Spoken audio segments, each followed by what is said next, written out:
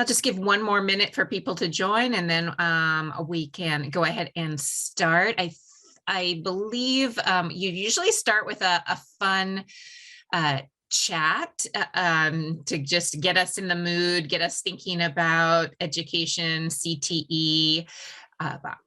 I thought since it's summer and we're in the middle of our nice summer experiences, we could share a time that you had an inspiring summer learning opportunity that you either participated in, that you led, that you saw somebody else participate in, and we can share a fun summer learning opportunity.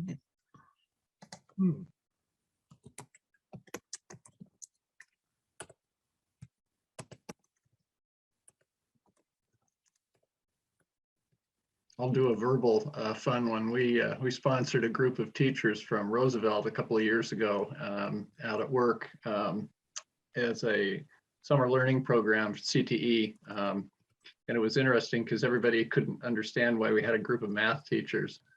And it was a ball. We had such a great time with there were 4 of them. They walked away with just an amazing amount of examples of math used in the workplace. So that was and it was because it was summer. It was a summer fun for us.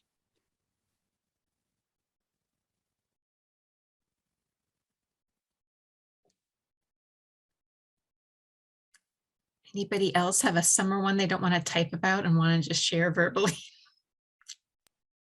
I did the AAWCC Leaders Institute in New Jersey several years ago with my dear friend Lynn Irwin, and got a ton out of it. Just met people from all the different community colleges, had lots of presidents speak. It's really meant to develop leadership in women, and it was highly effective. I made lots of connections. We still have a Facebook group that we use today to communicate about different things, and it's really fun to be celebrating people's accomplishments throughout the country, and I'm learning from them. So that's kind of one that pops into my mind. I'll just tag on to that. I went to the AAWCC summer conference at the Oregon Garden, and it was just a fun time to be in person again at a conference because we haven't had that for a while, and just the connections made and the fun had. It was a great time. I was inspired by, we learned why we work from the keynote speaker, Mo Carrick, and it was a really good presentation, digging deeper into the value and the benefits and all the reasons why. So it's kind of ties into the CTE and why we choose careers. So great, thank you. I've been on the, I was appointed to the CTE STEM, the Mid-Valley CTE STEM Hub. And we had a meeting recently, so it's kind of fun to hear what's happening at a more local level and regional way, and hear what some of their, concerns are, some of the great programs they've got going on. So that's been a great experience. Ooh, blueberry mango jam.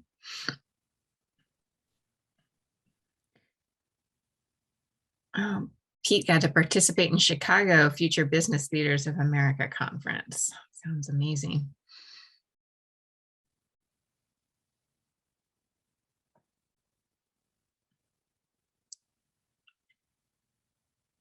Anybody else have a summer learning they want to share? And I'll have one in my opening updates that I also in Chicago that I got to attend of the Million Girl Moonshot, which I'll give you some more. Carla.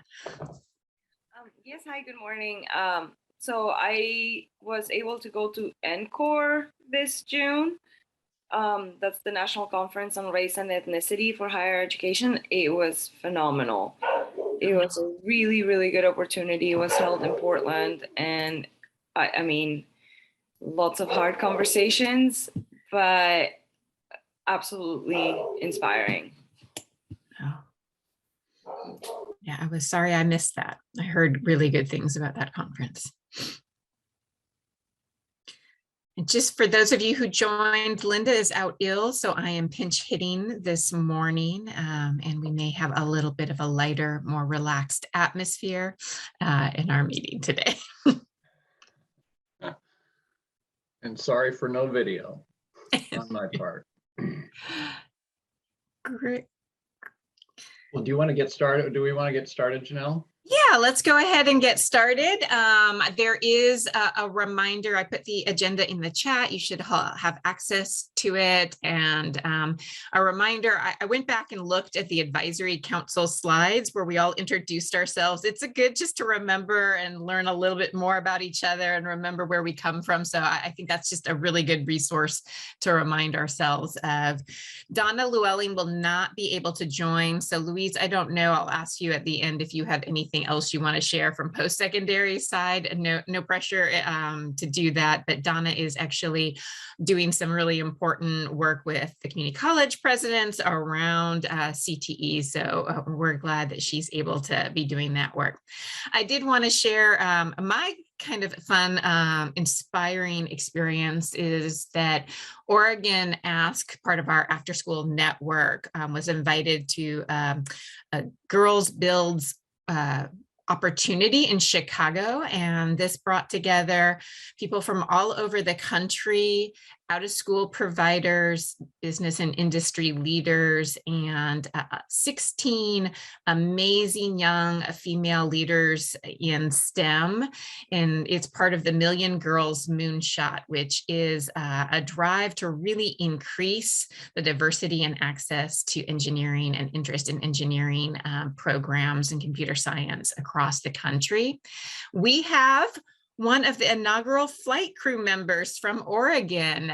So I was pleased to meet Olivia, and she is in Beaverton, and she got her start into STEM through robotics. And actually an interesting theme is that most of these young women leaders who were there as part of the flight crew, a robotics or a Lego robotics experience was one of the things that opened the door to them for STEM. I think it was a little bit surprising that we saw that connection through all of their speeches. I put the general link up there. You can visit and learn about the flight crew. All the young ladies made videos. They all came to the conference, gave really inspiring presentations, and they are all not only chosen for their interest in STEM, but because they are actively recruiting and diversifying other young people into the STEM kind of careers and interest. So Olivia is doing amazing work, and in part because of her CTE teachers in manufacturing. So she called out specifically her CTE teachers from Beaverton who allow her to use the labs outside school time. She's on projects. They've always encouraged her. And she's currently this week and next week helping to lead manufacturing summer plans for students who don't have access to that in their schools. And she just sent me a bunch of links. I'm going to ask if I can share that with you, but I will share those images of these young people in the Beaverton School labs this summer doing manufacturing and STEM projects. And it's just super exciting to see these young leaders coming up. They're all going to get to go to space camp as part of this project.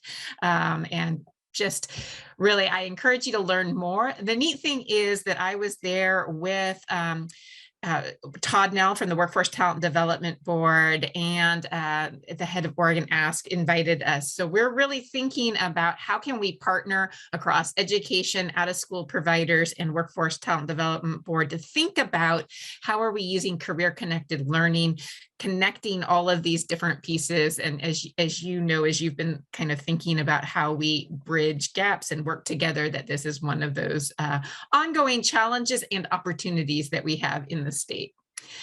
I also did want to give you an update that the computer science directive that the governor made, which is a $5 million investment in computer science, and a directive that we create a computer science framework and plan to be implemented in 2026 is underway.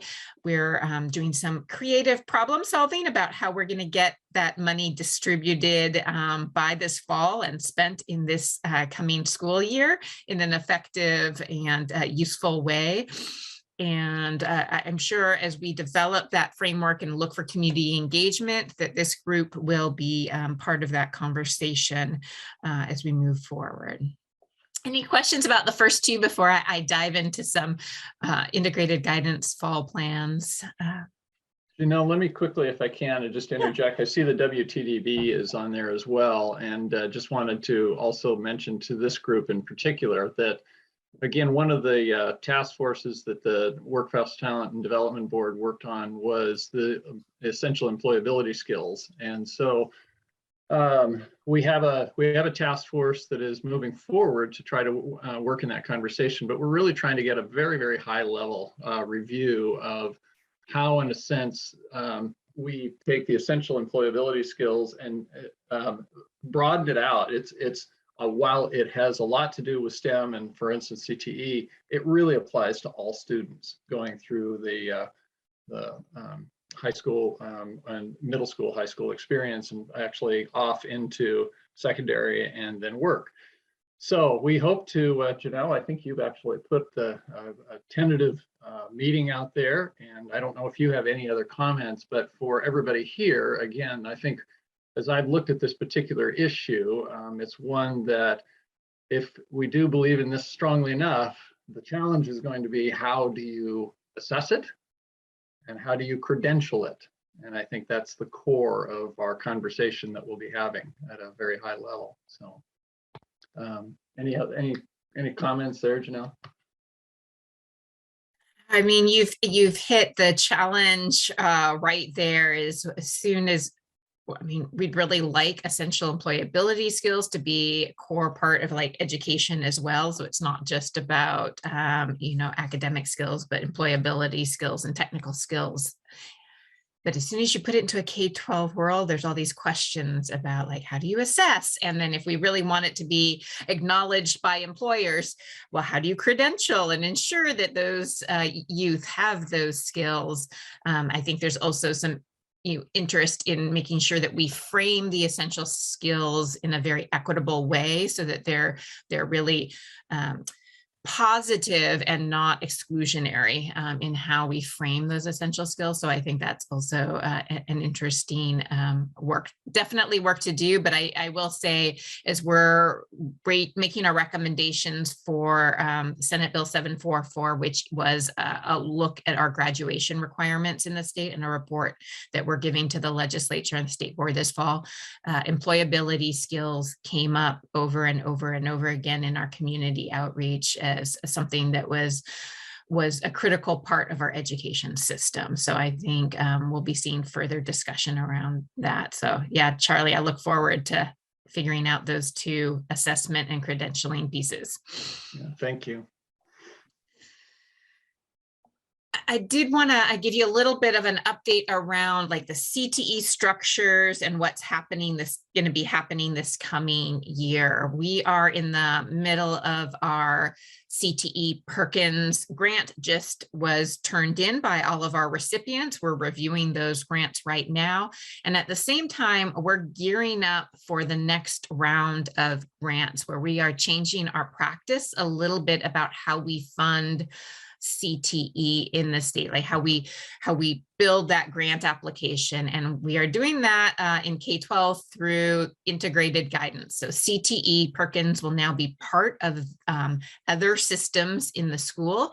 So part of the overall school improvement, Student Success Act, High School Success Act, Everyday Matters are all blended together. And so every district in the state will be going through a needs assessment and doing community engagement around their education programs. And this year, it will include a discussion of career technical education as part of that planning process, which to me is very exciting because I think traditionally, some districts have let CTE happen on the side. Oh, we've got the CTE people, they're going to deal with that. And now it's going to be a central part of the district's planning. We're also going to be having a comparable process for all of our community colleges. So those of you from community colleges, we also get to do that community engagement and needs assessment this fall. So it's a really great opportunity to reach out to your local education entities and become part of their planning process for how they're going to invest all the Perkins funds, but also at the K-12, all these other student success funds and thinking about school improvement.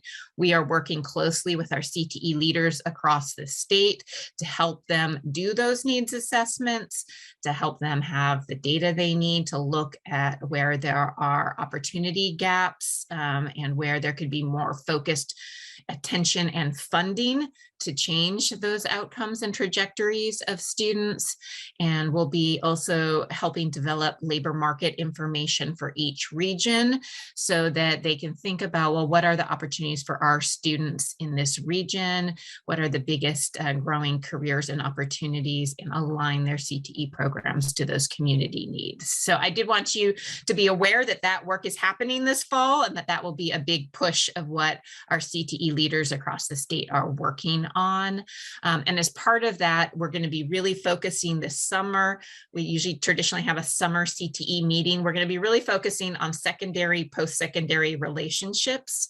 And that will be the primary focus of our meeting this summer and getting ready for that needs assessment. Part of that will be the ongoing career-connected learning updates that we have. And I know we're working on that later at this agenda, but I did want you to know that we are seeing a lot of growth in our middle school opportunities, career exploration. We're seeing a lot of cross-agency buy-in to thinking about career-connected learning. We have a new career-connected learning systems coordinator at the state, so Beth Molenkamp, and we're very excited to have her helping. And the community colleges are starting to post for those career-connected learning systems navigators that will be housed at each community college. So we'll be convening that group in the fall and really gearing up to help build those bridges across our state. Super excited about that. As part of that, we have the opportunity given to us by the legislature every year to write a report in the fall to give to the legislature around our partnerships. So Lisa is here. Welcome, Lisa. We get to do a joint report between BOLI, the Bureau of Labor and Industry, our higher ed partners, Donna Llewellyn at Community College and Workforce Development, and ODE around the state of CTE. And part of that ask is some recommendations. Right now, we had our initial brainstorming session about what do we want this report to lead to in terms of recommendations.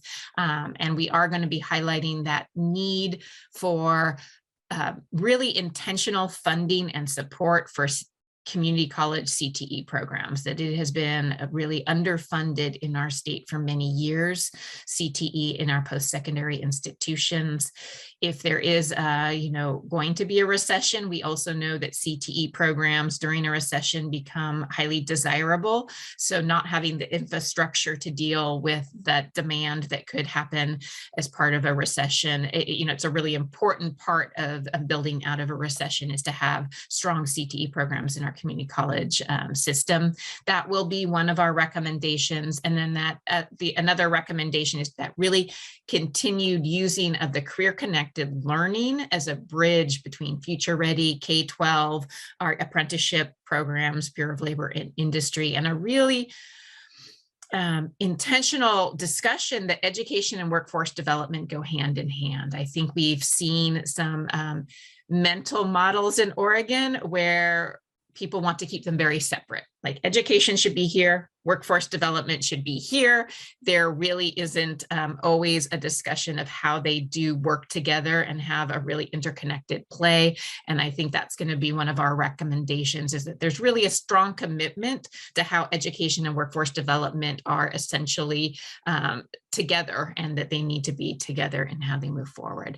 But I did want to open it up for this committee, and we might have a separate process. If there are other recommendations around our partnerships that you feel are critical, or that your subcommittees feel are critical for our report, I'd be open to suggestions about needs that you see.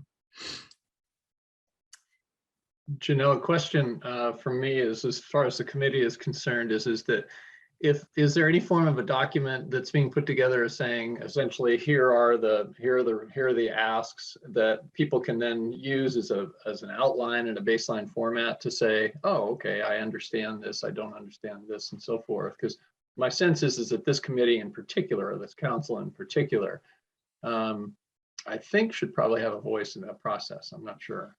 Yeah, and we just had our initial meeting. I think that's a great idea. That is something we could follow up with, is some very clear kind of here's what the report is and here's our plans for recommendations, and get that out to you all. Okay. We'll have to put that as a note for Melinda and Carl and I to make sure we follow up on that. Yeah, the other one that we'll be giving out as an ask to you as part of this integrated guidance, we're going to be potentially reopening. The governor asked us to do some community engagement around changes to the high school success legislation. So we will be opening up potentially the high school legislation to some changes. We have a tight timeline. In fact, we have to finish our community engagement and have our recommendations by August 5th. So I will be following up with you all on an email that outlines the changes that we're going to be making, and an invitation to an all call if you'd like to participate, as well as a survey around those questions. I think there's some exciting, interesting ideas on there. One of them is that high school success can fund advanced coursework, and where traditionally this is pretty much exclusively college credits that are part of that. We're going to be opening that up to having the board, the State Board of Education, define what advanced coursework would be, and potentially apprenticeship type programs could also fall under that. But that would be a board discretion, but it would just open the door a little to think more comprehensively about advanced coursework. But I will be sending you all an email so you can look for it. It will probably be out very shortly, as we do have a tight timeline on that turnaround. Yeah, well, and then for members of the committee, if we need to respond, please do respond quickly. It sounds like I didn't realize it was August 5th when you were talking about fall. So yeah. Okay. Well, that's for the high school success legislation. Yeah, we'll have a little more time on the report. The report's not due till December, so we do have some more time on that one. Whew. Oh, I know. All right. Great. That's it from me, if there's no questions. Yeah, are there any questions from the group? Yes, I have a question. This is Megan. I just wonder, with after the pandemic and all of the changes that we saw in the high schools, if there's any talk about really changing the paradigm of high school in the state, and seeing what we could do, or is it sort of everyone's sort of going back to business as usual, and with the sort of 4 years? And because I know for me with a lot of the apprentices, that model didn't really work for them in high school, and they definitely were connected to their CTE programming, but just wondering if can we turn that on its head at all and have people really, learning in a community with classes online, or any conversation around really flipping things around, or are we? Oh, you've hit on my passion, Megan, and my fun of working at the state. It quite clearly came across in our engagement around graduation requirements that there are some real barriers and issues with the structure of our education system. And we really heard loud and clear when a focus on being future, financial literacy came up. Are we teaching kids what they need to know? Employability skills came up. Our current diploma, we heard from higher ed and workforce, really isn't aligned to what the needs are of the next steps for youth. So there is some work to do there. And time, the time frame of the K-12 system is also potentially a barrier in how it's structured. So this report will lay the groundwork for some further engagement that I highly encourage you all to be very involved in if you are interested in seeing that paradigm shift, because I agree with you. I've seen a lot of programs in other states, those 5-year or 6-year high school, college, industry blended experiences, some P-Tech models they're called, and they are just really interesting ways to think about education, where students are involved in getting college credit and internships all within their high school umbrella, and produce some really good results. And we do not have any models in our formal system of that here in Oregon. Whitney, you've got your hand raised. Yeah, I'm practicing my Zoom skills. Good for you. So I'm taking over. Christy Reese used to have this spot, but she had so much on her plate being the new executive director of FACT. So I kind of took over her spot. But I just had a quick question. FACT Oregon, I'm sure you guys know, but we support families who have children with disabilities. And I was just wondering if any of these conversations included anything like that. Just hoping that that's in that conversation, because it's, I understand that opens up a whole nother can of worms, but understanding that there's a lot of people that, all people want to have value and have jobs, and, what would that look like within this framework? Yeah, and that's a big part of our recommendation, and a big part that needs some further engagement. I think, there's an overall desire to think more comprehensively about our diploma and have a single diploma that can meet the needs of all students and ensure that they're ready for their next steps, whether that be in employment or a college and then employment, or how they're contributing to their community. So the report should come out. There should be a draft, and I can definitely make sure, if there are public comments, that I am informing this committee of those opportunities for public comment on that report before it does get finalized in September. Yeah. Kyle, you have your hands up. Thank you. Yeah, hi, I'm Kyle Ritchie-Knoll with the Oregon Business Council, and I'm really excited to hear about all the alignment and integration around career-connected learning. And I just wanted to make a plug, if it isn't already happening, to work closely with the STEM Hub Network. They're also doing a lot of work in this regard. And through Oregon STEM, which is a new statewide nonprofit that we're creating, we just were selected in a national search for a $500,000 grant through, it's the Catalyst grant for career-connected learning. So that is a really great opportunity. A lot of work is happening, and that one was in particular targeted for the rural STEM hubs. And then, of course, you probably know that OCF has funded so much career-connected learning work in the hub network. So it's really a very big priority for each one of them. So I just want to be sure that we're making that connection as well, because that's another place where we often think in separate systems.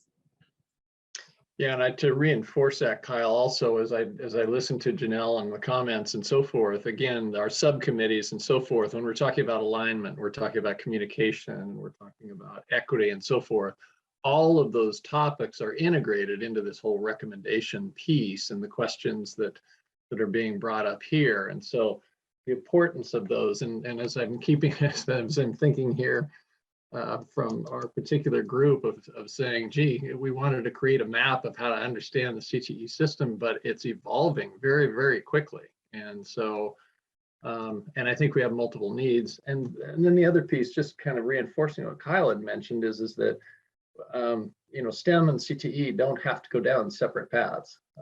And in fact, it probably would behoove us to make sure that there is a very, very tight connection between there, so that we're complementary and not necessarily duplicative. So great comment.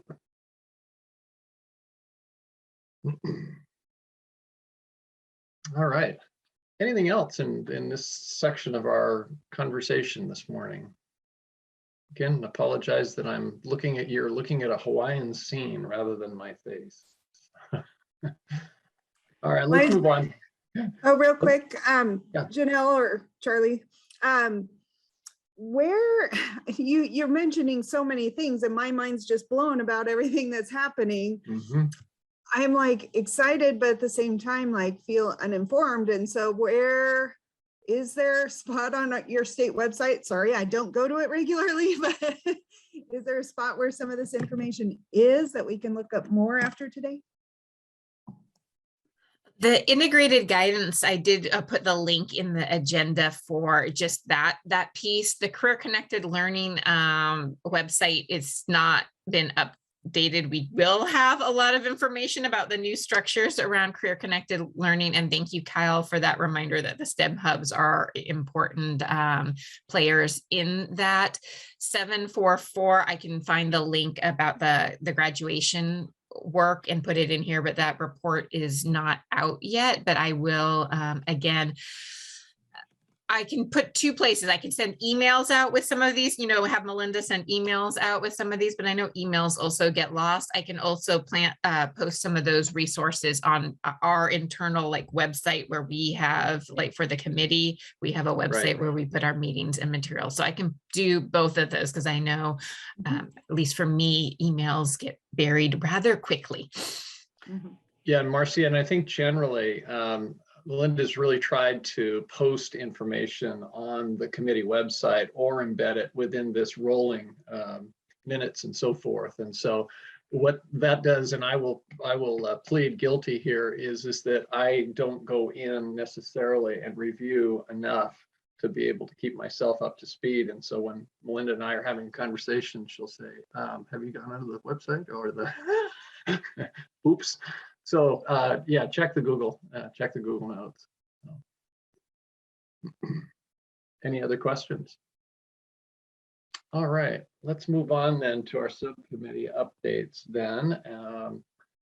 Let's see, first on the list is our Equity Committee. Carla and Elaine, do you have any updates on this?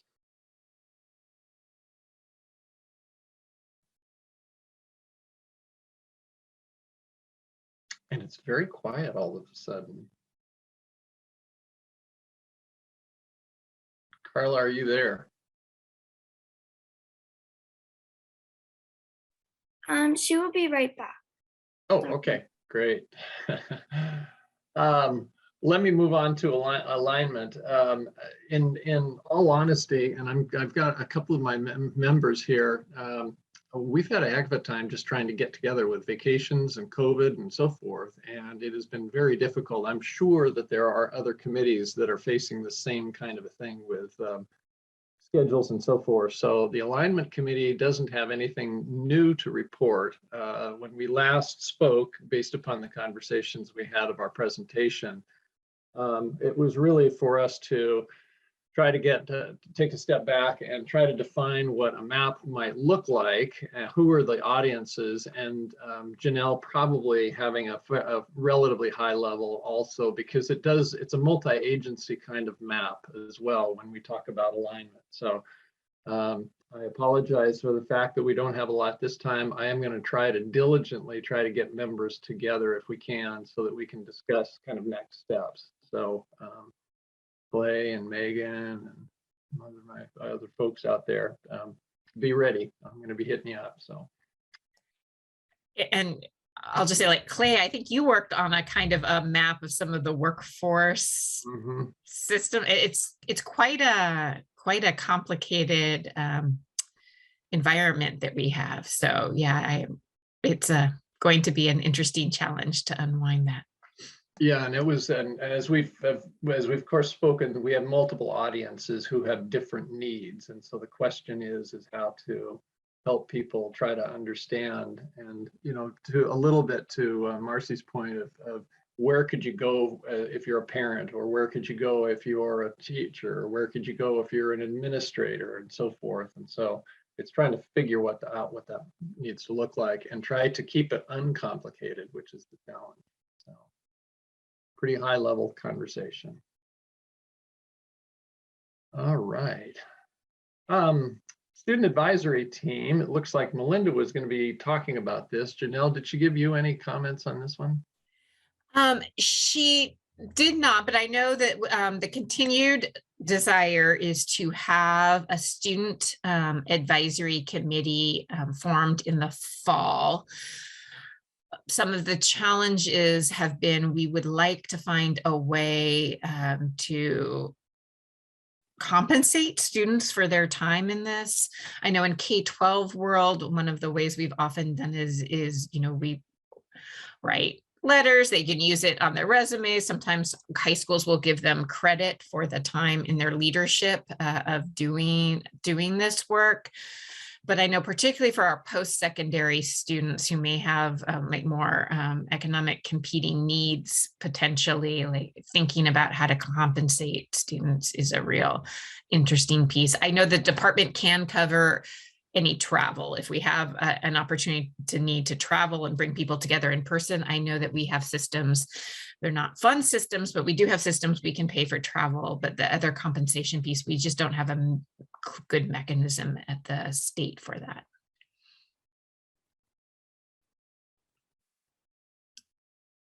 I think some of the ideas were around sponsorship or industry. Yeah. Employer donations, gift cards, those kinds of things. Yeah, great idea. Louise, did you have something to add? I just wanted to ask real quick, Janelle, around just this piece in terms of the student advisory team, in terms of the communication that's been put out or the awareness of that opportunity for both secondary and post-secondary students. Can you describe what message has been sent out for folks to secondary and post-secondary students to step up and be a part of that if their time and around their class schedules and everything else works out? What has been done there to sort of say, hey, here's something I should think about. Maybe I could do if I'm a student.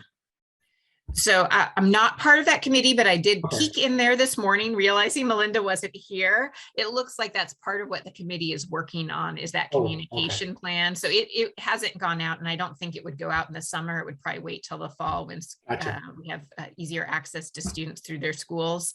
But that is part. So if you'd like to join that committee, I would highly encourage joining that committee. I think she's still looking for some volunteers on there. Thank you. Great. And Carla is back. So Carla, do you want to update us on the equity subcommittee? Yes, hi. So we have met a few times, and we were trying to pin out some priorities that to make recommendations to the larger group. And I mean, based on the survey that we sent out that we did last time we met with a larger group, we identified some of them. So one of them was like access barriers for students, like for post-secondary, more specifically. And we're working on getting more information to see what exactly these barriers are and how we can address them. And then the other piece that we have talked about is around CTE funding, right? So we know that part of one of the barriers that exist in Oregon is for rural communities to access, high quality like CTE programs of study because of the funding, right? So if the funding is based on FTE, then rural schools might not get enough funding to like be able to provide this for their students. However, I know that in some parts of in other states, a lot of mobile labs are being built so that they can reach out to more rural communities and have those students engaged, or those families actually engaged in CTE programs. So those are some of the things that we've talked about in the group. And one of the other topics that we talked about was on the baccalaureate degrees that community colleges can now offer. And I know that we talked with the HEC, with Luis, about the equity piece in regards to this. And I know that there was a workforce group implemented, right? So that they can look at CTE and the equity issues that exist there. So yes, those are some of the things that we've been doing. We are meeting again next week, so hopefully we can get a little bit farther, you know, with these conversations. Great. So getting back to a point that Kyle mentioned earlier with the alignment with STEM and so forth is that I'm a huge supporter of Oregon Connections. And when we think of rural communities, tools such as that allow a rural community to either participate with another school in the same process, curriculum, and format, but also to reach out and so forth. So I'm hoping that that's another way that we can use technology to bridge some of those equity issues of funding and so forth. That it's also, Kyle, back to your point, it's an element of cooperation with the STEM networks and understanding the tools that are accessible and already in place to be able to support. So, all right. Any other questions, comments on the equity portion? All right. I believe after the break, Melinda has a section in regard to communication, which is our other subcommittee and so forth. And Janelle, again, did she prep you on in regard to this one, or are we going to delay this agenda to another time? She didn't prep me, so there are kind of two ways we can go. We could have some ways to collect some of those ideas from people around successful CTE communication strategies or campaigns that you've seen, and have again, a brief discussion around the journey videos that hopefully some of you were able to watch one and thinking about how to do that, or we could delay those. So I am happy, I'm not prepped on it, but we could also have that conversation and collect some feedback from this group that's here today. So. Sure. So before we go to break, let me just ask generally, would people, would they be more comfortable? I'm not sure how much time people have had to actually think about the questions that are presented here, looking at the agenda and so forth, as well as the career journey videos.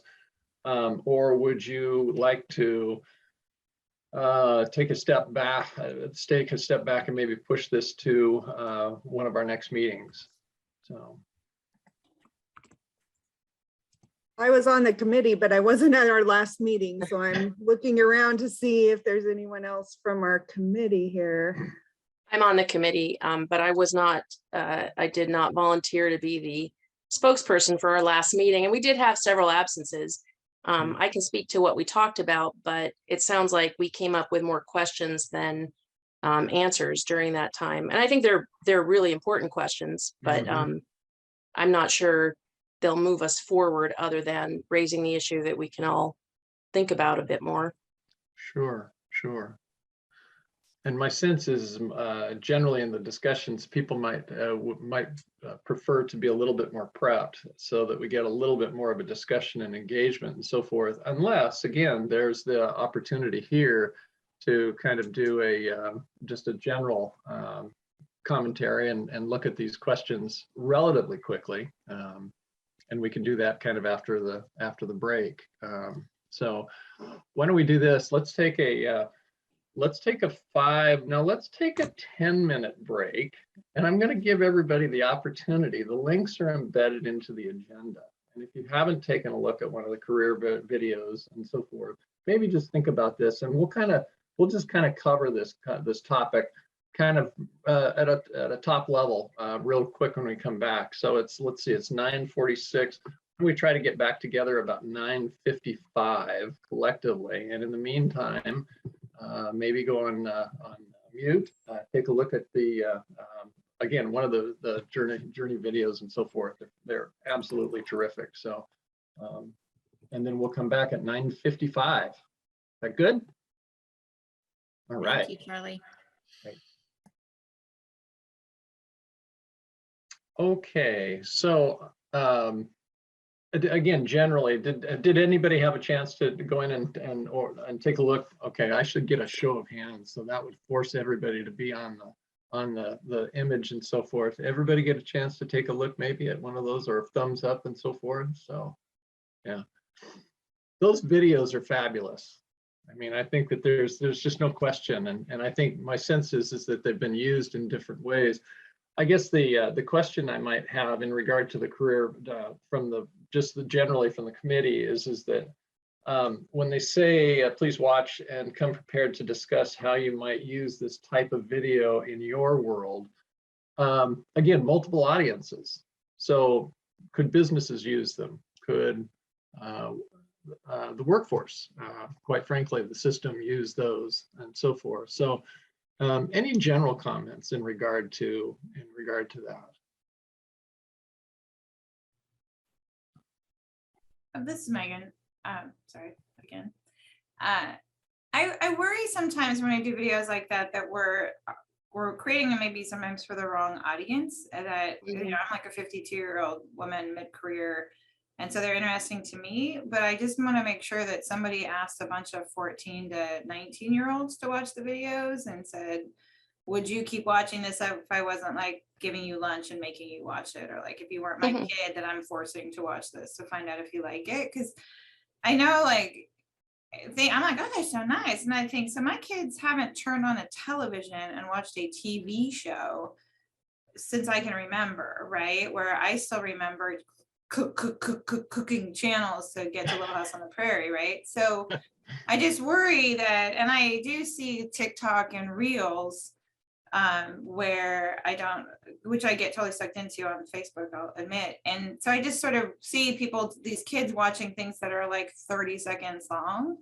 And we have a video for sheet metal that we did as well. And I really made sure that they have footage of on the job where the person is actually at work on a construction site and not in a shop. And I watched a couple of them, and that was the one that, because I do sheet metal. So I just kind of worry about those things. Like, are we all like in this sort of bubble saying, oh, they're so good, look at these, they're just great. And then the kids are like, not really my. So anyway, I see Clay has his hand up, so he can tell me that there was a huge focus group and everyone loves it. Yeah, Clay. Well, not a huge focus group or anything, but I did want to mention, well, first of all, I agree with what you're saying, Megan, and I think it is really important to consider who we're trying to communicate this to in the development of them. And yet the videos are very well done, and we should expand them dramatically in my view. But I did want to mention the non-huge focus group, but another example of Southern Oregon or Southwestern Oregon Workforce Investment Board is working on some videos through a grant from the WTDB actually to create something similar that is very specifically targeted toward high school students and young adults. And so there are some folks out there who, probably a lot of folks, it's just one example, who are thinking about, making sure that the right audience is reached with the videos of that kind. Yeah, Marcia. Hi, I kind of echo what Megan said. They are beautiful, and they remind me a lot of OSBA's Promise of Oregon videos a couple of years back.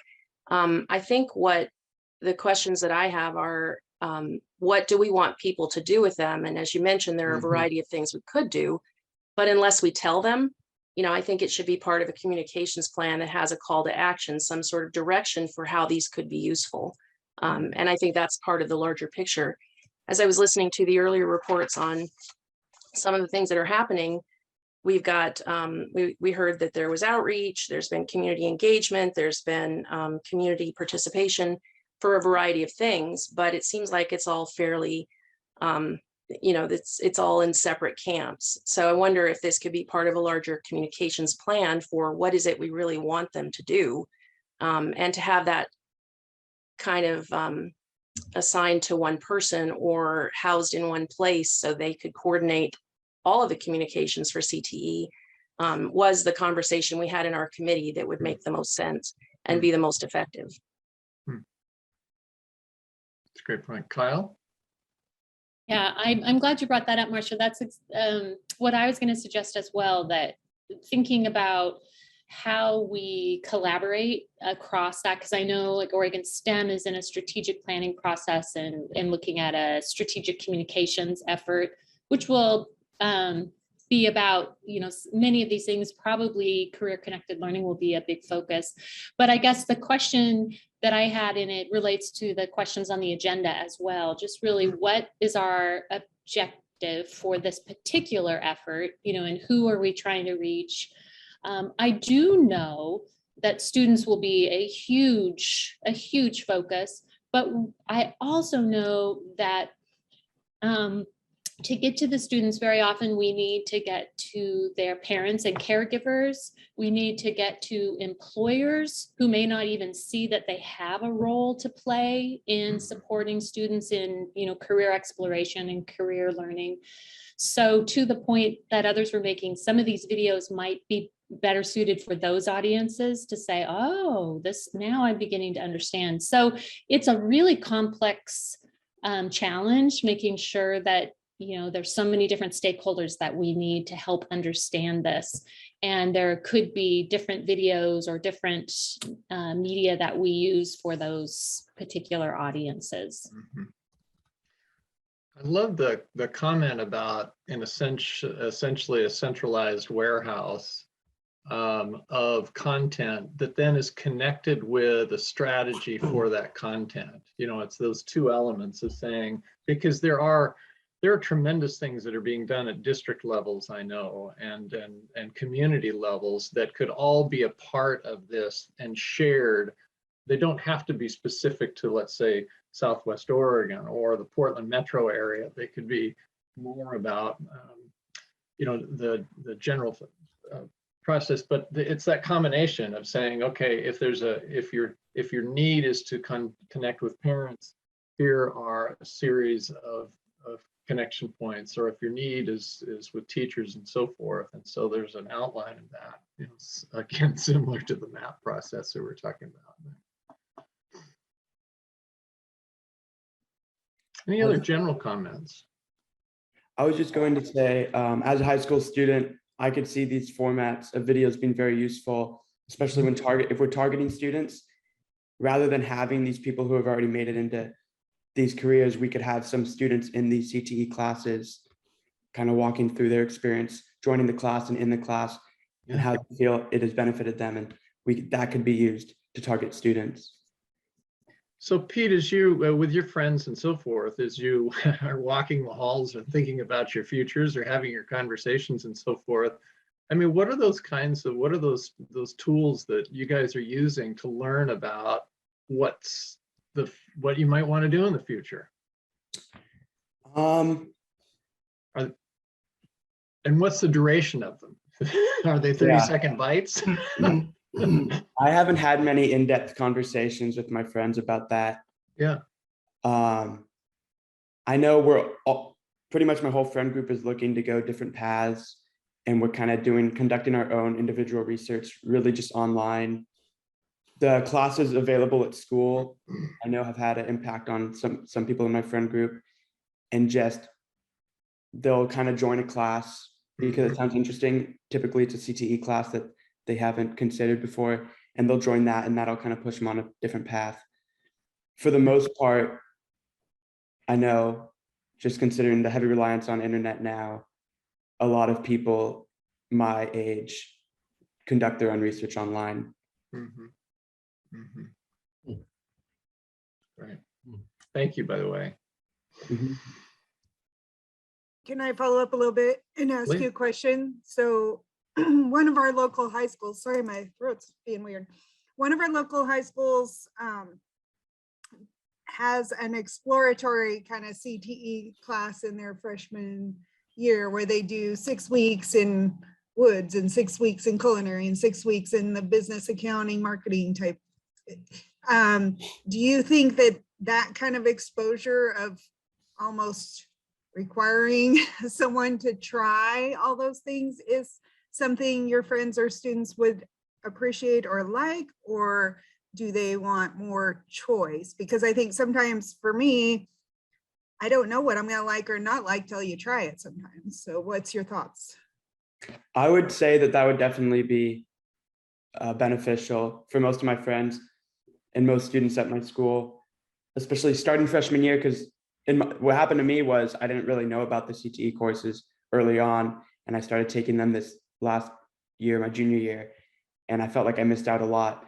And having that exposure right away and then determining if this is something you'd want to stick with. I think regardless of, maybe you don't like one of the chunks, one of the 6-week periods, but you find another one very helpful. And I think just that alone is worth it. Mhm. Thank you. Good feedback. Marcia. Speaking to the exploratory coursework, I worked in McMinnville School District for about 6 years. I did their communications for the district, and their high school had a fantastic exploratory program for freshmen. I don't remember the name of it, and I don't know if they're still doing it, but it was a required program. They had like 17 pathways in the school, and the students got to choose their pathway of choice that they would pursue for the remainder of their high school. But if they didn't get their first choice, they would be assigned one. And I put together a video for them interviewing students that they shared with parents and other teachers and things. They used it for about, well, I don't know how long they used it, but it was incredibly informative because all of the students really were passionate about their pathway programs, that whether or not they were a first choice or an assignment. There was this one girl who said, I didn't even know what floriculture was, and I am so passionate about it. This is what I'm going to do with my life. I mean, it was really remarkable how much they got engaged. And some of them were assigned programs or chose programs that they had no interest in pursuing, but understood the value in trying it. So if you're looking for a possible model for that kind of thing, I don't know if things have changed there, but they really were leading the state, I think, in some of the innovations for introducing these programs and implementing them throughout the high school career. Yeah, it seems also that, Janelle, it gets back to that, those graduation requirements, and how do you embed some of these pathways into the process so that, you know, do you constrain the system that everybody has to go through it to give them an opportunity to choose in the future, or do you let it be voluntary and they may or they may not take advantage of something that could be incredibly valuable to them? So, Louise. Yeah, if I could, Charlie, I'd like to ask Pete one last question while we're on the topic. I was very curious when I was watching the video. Pete, does the traditional interview setting, when you're seeing a person talk about their career and how they got there, or about the job, the typical workday requirements, et cetera, is that enough for a 14, 15, 16-year-old to get excited about? And if it's not, what would you infuse into a video that would really get you guys kind of geeked up about what they're talking about? What would it need to look like in order to be effective for your age group? Because I noticed that, you know, we traditionally see an interview and it's somebody asking questions, and then you see the person on the camera and it's back and forth. And maybe that used to be enough. Maybe that's not enough today, but I'd be interested in your comments around that and what you guys would like to see if you had to see someone talking about their career. Yeah. The video I watched had a good format where it would cut, it would also have clips of the person performing their work. And I think, yeah, like a back and forth interview is maybe not the most engaging now to students. However, that story that is told through those questions, so maybe just the asking of the actual question is cut out and you just listen to the story of the person over the top of video of them performing their work and the outcomes of that work. I can just imagine if it's promoting a shop class, the students could see what was created and how that's used in their life, in their everyday life. And just having that, the information from the story being told on top of the visuals of what comes out of the class would be helpful. Yeah. Thank you, Pete. Yeah.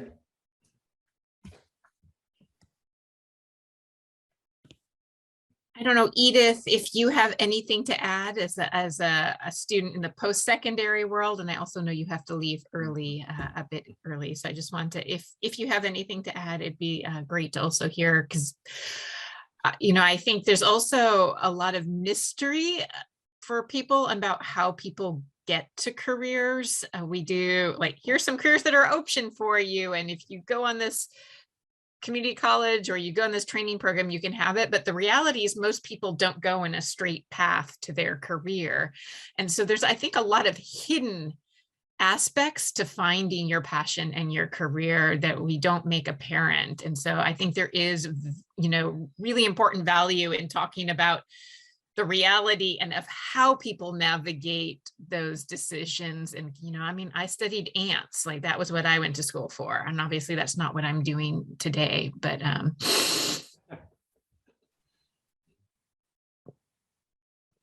Edith, did you have anything you wanted to add to the conversation? Yeah. Yep. Hold on. There you go. Can you listen to me? Okay. Yep. Can you listen? Okay. Yes. Sorry, I am driving. Well, I think that this format for people like adults can be work fine, because I think that motivation is some kind of motivational, and for us, I think that can be successful. But yeah, but for yeah, I found interesting this kind of videos to encourage as people like me or students like me who just want to get a career, and that, yeah, I found success. I found a good way to transmit the message and to recruit students, for adult students. Great. Thank you, by the way, and be careful driving. Yes. Cuidado. You know, the voices of Edith and Pete, and I want to publicly say, Pete, thank you, by the way.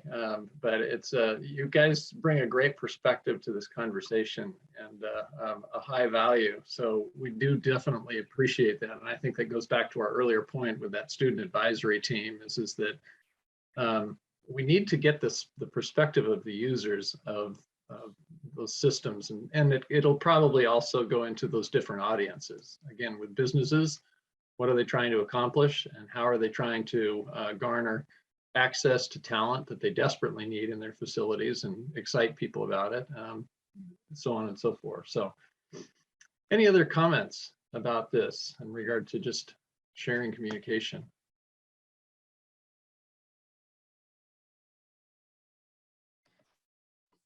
From our committee, some of our discussions is we know we need to get to parents, but does anyone have ideas of how to do that, or how to culture shift?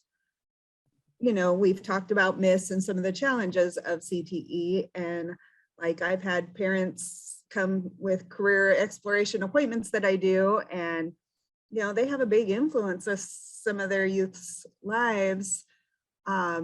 But I don't know if they understand what's happening in the workforce as much, you know, or the traditional paths are actually not always best with the employers what they need today. You know, staying in a career for your whole life isn't necessarily what employers want today. They like the diversity, they like the depth and different things that people bring. So if anyone had ideas for that, that would be helpful for our committee moving forward. I think it's easier to connect with employers and students because they're more captive audience sometimes, but the parents are the elusive group.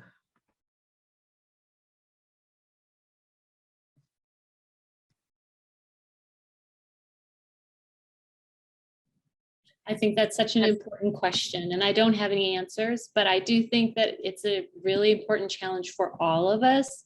I'm working closely right now with the semiconductor industry sector on a statewide competitiveness task force that the governor founded, and I helped lead some of the workforce exploration.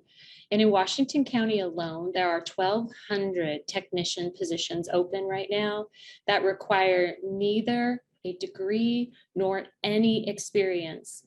And once they're hired, then those organizations will also pay for continuing education for those young people or adults, you know, to continue to earn a microelectronics associate or to move into engineering. It's one example of an industry that is nearly invisible to people. You know, they don't know what you do in a semiconductor manufacturing facility. It sort of seems dirty and scary and horrible. And so it's one example I share. Probably we could find many where people just don't understand it. And so they don't pursue that. They're discouraging maybe their young people from thinking about those careers. So I think it's a big challenge that I'd love to get creative minds thinking about how we, you know, help everyone really understand how careers are changing and the opportunities that are available. It's the bunny suits, Kyle. It's just got to be the bunny suits. One thing I would like to recommend is reaching out to the Oregon School Public Relations Association. Most school districts either have staff who do communication work or they have professional communicators on staff. And that group is pretty tied into how to reach out to their schools. And if this information is coming through the school as part of information parents already expect, it may be an easier way to help it resonate. They get a lot of information. So having that incorporated in the school culture, that it's part of the educational opportunities at their local level would help, I think, with helping it resonate. To take on, that's a great idea. Just like parent teacher nights or different things, you know, we have open houses, we have those things where parents connect, and I'm about done at that phase. My son's a senior, but I think, you know, if parents knew more about the programs, where they lead to the community colleges or universities or the apprenticeships, or, you know, some of the opportunities, it's helpful for them to then direct their kids or encourage. But I don't even think as a parent I knew. I mean, I looked through the course catalog, but I didn't know how those were being connected to the community college or the employers. If I hadn't have worked at a community college, I wouldn't have known that as a parent. So yeah. Great points. Thanks, Marcia. Well, the other part I would add is that when you're looking at, I love the concept of having kids go through just an exposure learning, hear the different careers and so forth that are available, and to be able to see that, talk about it, experience it. The other piece, which I also feel is a necessary item here, and this is just a personal thing that I've always fought for in regard to education, is what is the aptitudes of the students themselves? What are they drawn to? Are they mathematically oriented? Are they more verbal? What kind of thinkers are they? What kind of learners are they? And for them to better understand that, because that plays such a deep part in what we do as far as our daily lives. Some of us are very analytical, and that's what excites us. And some of us are incredibly verbal, and so we need a lot of social. And so I think those are also elements. So we'll have to be figuring those out, Janelle, and those graduation requirements. I'd also say with apprenticeship, I do a lot of outreach with high school students and have pre-apprenticeship programs that are going really well. And I always feel like we're in it for the long game, that a 16 and 17-year-old might not realize what they want to do, but they're going to, I always say you've got a little yes or no switch in your head. And you also have other people you can talk to. So listen attentively, because it might not be the thing for you, but it might be great for somebody else. And, do you know anybody who's older that's doing a job that they don't really like and they want a career? So now's the time you can share that information. So I do my little informal ambassador messaging, but I feel like I just remember so clearly when my son Noah was in 5th grade and they were doing career stuff and he had to investigate being an accountant. He needed to fill out the little worksheet, and on the bottom of it, it said, "What do you think of this career?" And he wrote, "I think it sounds really, really boring." And it's like he was like 10. And so I think sometimes when you're 17, you say you want to work in a factory all day, you get to work at 7 and you leave at 5. They're like, "Oh my God, that sounds horrible. Like, what do you mean?" I mean, I remember my kids working in the summer and coming home like, "Oh, you don't know what it's like. I have to get there at 8. I leave at 5. I'm like, "Oh, tell me more about being in the workforce." So I think so then I have kids that I talk to that have been working since they were 14, or they've been, they understand work. You say $45, entry-level glazier apprenticeship, you start at $22 an hour, and they're like, what? Like, come again? So I always feel like there's this real disconnect between kids who have been maybe raised a little bit with more privilege and haven't had to work or kids whose parents didn't force them to work like I did to my own children. But And that sort of, but it's like, it's fascinating when you're talking to young people about careers. And then the other piece I'll just throw out is that they often only know about the jobs that their parents do and that they see on TV. And they're often surprised to know that like the CSI investigator or whatever is like a fake job, that we don't really have these high tech labs in every state where people are able to do this with a small team, or they're not flying across the country investigating like single crimes. And so just saying like, hey, you know, you gotta do, you know, just that patter around. So I think it might be beneficial to pull that, you know, those of us who are out there talking regularly to high school students about the CTE trades and say, you know what, because I definitely have like a full on patter that I go into. And so that's just something to put out there, but it's absolutely fascinating there's so many different types of kids. And you know, if you say, and I do the exact same thing that Charlie's talking about, is I'll say, wait, so I mean, you don't have to know what you want to do, but are you like more of a math and science person? Are you more writing? And the guy yesterday is like, I really like to talk to people. So I'm like, perfect, human resources. Yeah, no, but we were just talking about all these different ideas. So I'll just throw that out there, that it is, it's a lot to ask of young people, and especially right now coming out of the pandemic. As a final observation is that I've had a lot of folks coming in. I'm at Chemeketa in my Trades Information Center, and they're recent graduates coming in with their parents, and the parents are doing all the talking, and the kid, and I will talk to the kid, and the parent will be answering me, and you guys don't know me well enough to know, but I'm like, I can't sit on my hands. So eventually I'll be like, you know, let him answer or let her answer. And then it starts this whole like wide-eyed thing. But that's a new observation for me of like kids coming out of the pandemic, like haven't had those relationship skills. And it's like the parents, you want to say, don't talk for your kid. Like it's 18 years old. Like let them answer the question. So anyway, that's a lot of here and there, but it's I think it's all good work, and that it is that piecemeal of all these different approaches for all the different audiences.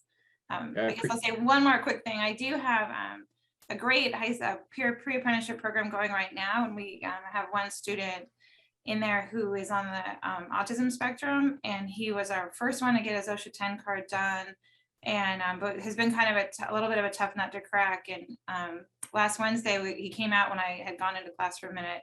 And he gave me this like half hug and just was wearing his like Knife River t-shirt, was really proud of his OSHA 10 card, was all. And I was like, I called my friend who's done it with me on the way home. I said, okay, remember why we are doing all this? Like why I'm still here at 7 o'clock at night is because he just, I just got a half hug from this person. And so I think it is really amazing work. And yeah, I really appreciate you sharing that, Megan. Yeah, and your enthusiasm has been terrific, by the way. I love having your voice. So. It's exciting work. I do want to just share, because you talked about aptitudes and kids not being aware, and that's part of that big state plan, is that focus on middle school. And we're also like piloting youth science, which is they're a bunch of game brains. So they're not like a traditional quiz or what do you know, but they're these games that you play, and it gives students back, hey, here are your strengths. Because the stupidest thing that we do is like we ask a middle school, like particularly like young females or others who have been like, what are you good at? And at that age, like just developmentally, knowing your strengths is not their strength, right? They just don't know. Like they actually like look to others and they are unsure of themselves. And so having these opportunities to share strengths and aptitudes and have students find those, and being really, expansive about the types of opportunities and careers that can link to, I think is a neat new direction and a neat new tool in our toolbox for trying to expand people's ideas about what careers are open to them.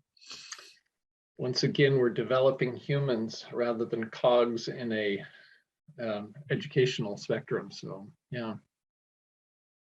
Any other comments generally? Well, Marcia and Marcy, I hope maybe this conversation, and I see there's some great notes that have been captured here as well. Maybe these things can go back and prompt, and what we'll do is we'll put this on hold at this point, and perhaps come back next time with this as a backdrop, and we'll see where we go with the next conversation. But I really appreciate the work that you guys are doing. So I want to thank you for that. I actually think this has been a great discussion. So. Yeah, very valuable. Thank you all for your input. Good for the announcements for good for the order is that we have, the opportunity to describe to the ODE CTE update. Again, if you're feeling like it's hard to stay on track of all of this, this might be one way to get some information. And if there aren't anything else, I will open it for public comment. And we do have Kenny who would like to make a public comment as well. So are there any other items for the good of the order? Great. Well, welcome, Kenny, and you have the floor. Thank you very much. Can you all hear me? Yes. Okay. First, I want to say thank you for letting me be a part of this great discussions, and it ties into really what I'm passionate about from a personal standpoint and then also from a business standpoint. So I am Kenny Farley Jr. I work for Vigor here in Portland. We are a large ship repair, fabrication, manufacturing company. And then I'm also a chairman or a commissioner on the Oregon Commission on Black Affairs. And so really what you're discussing ties into both of those. But from a business standpoint, we hire so many different really jobs, right? I mean, for every craft you can think of, we have engineers, we have project managers, program managers, quality assurance people, and I help found our diversity, equity, and inclusion advisory board in the company, right? Because we noticed we're 80% men, 80% white, right? And it's so really digging into that and like, how do we make an impact from adding more diversity? It dove right into this workforce development piece, right? And as I've dug more into this, it is interesting that a lot of people don't even know that we exist or understand all of the careers that funnel into one place, right? And the amazing work we do. And so, we are a major player in the defense industrial base. And while that is important, is that we know that military spending is not going to go away, right? It is only increasing. And we support a lot of Department of Defense programs. And as an industry partner, we are learning that we need to be tied into the work that all of you are doing, right? And instead of trying to reinvent the wheel, what are the people that are already out in our community doing this work? And then where are their gaps and where do we need to create partnerships? And so that's really where I come today and would love to connect with really all of you, really to understand where you are, where do you sit at the table essentially, and where can we help support? So those career development videos, something we talked about in our advisory board meeting yesterday, how important that would be for an electrician, right? Which is my background. And from a project manager, an electrical engineer, a mechanical engineer, so yeah, just want to introduce myself, the work that we are doing, and then also caution, of just funneling kids into one area based on what they like today, right? I mean, I have a college degree in sociology, wanted to be a social worker, started down that path. Somebody said, hey, what about the electrical apprenticeship? And I was always taught to, yes, try something new, right? Went into there and has now led me in as the director of sales, right? And so that's where I think exposure, mentors play a huge role in opening up awareness for kids and their parents. Because for us to survive, we need both. So thank you for your time. Kenny, thank you very much. I want to mirror. I actually have had the opportunity to tour Vigor before, and actually one of the companies I was with was a supplier. And the diversity of that organization, what Kenny was bringing here, when we bring high school teachers and so forth into that environment, they have no clue how many different occupations are available in a place like Vigor and so forth. And so that's also a part, I think, of what we have to think of from a communication standpoint. It's just the range of opportunity of lots of these different places. So thank you so much for your comments. Okay, anybody else? Do we have anybody else, Janelle, that was? No, that's all we have signed up. And thank you so much, Kenny, for coming and listening into our discussion. And our next meeting would be October 19th. Melinda or I will be following up with 2 emails. One is a very quick turnaround on high school success, if you'd like to give some information about the legislative update, and then a little bit one that has some more time around our recommendations for our legislative report. So we will be following up with you on those 2 things. Great. Any other comments, questions, so forth?